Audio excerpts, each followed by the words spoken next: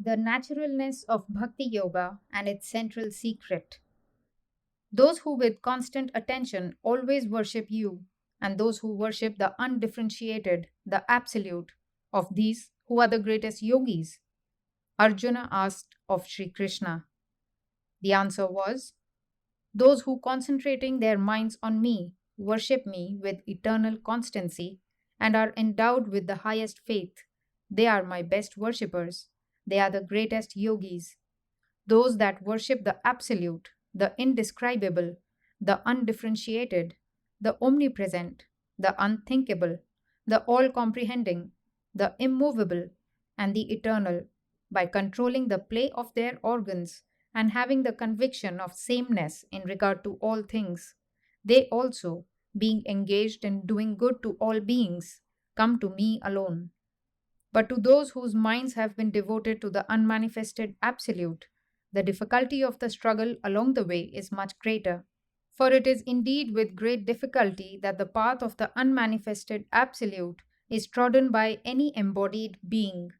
Those who, having offered up all their work unto me, with entire reliance on me, meditate on me and worship me, without any attachment to anything else, them I soon lift up from the ocean of ever recurring births and deaths, as their mind is wholly attached to me.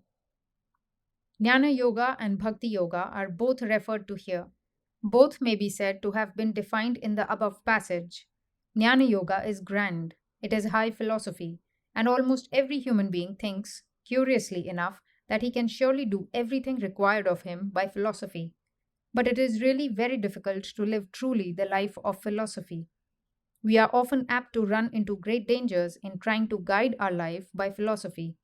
This world may be said to be divided between persons of demoniacal nature who think the caretaking of the body to be the be all and the end all of existence, and persons of godly nature who realize that the body is simply a means to an end, an instrument intended for the culture of the soul. The devil can and indeed does cite the scriptures for his own purpose, and thus the way of knowledge appears to offer justification to what the bad man does, as much as it offers inducements to what the good man does. This is the great danger in Jnana Yoga.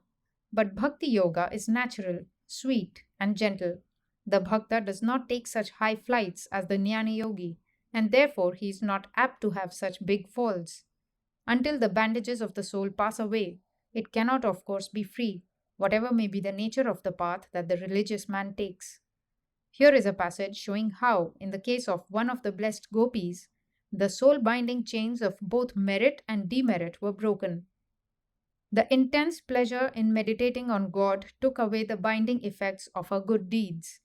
Then her intense misery of soul in not attaining unto Him washed off all her sinful propensities, and then she became free. Vishnu Purana. In Bhakti Yoga, the central secret is therefore to know that the various passions and feelings and emotions in the human heart are not wrong in themselves, only they have to be carefully controlled and given a higher and higher direction until they attain the very highest condition of excellence.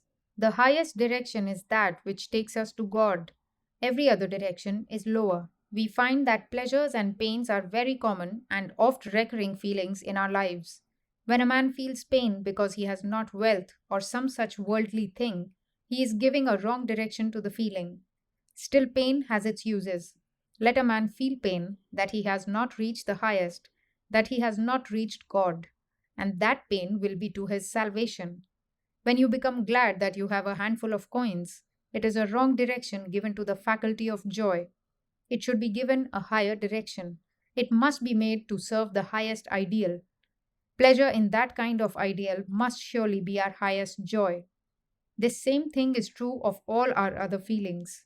The Bhakta says that not one of them is wrong. He gets hold of them all and points them unfailingly towards God.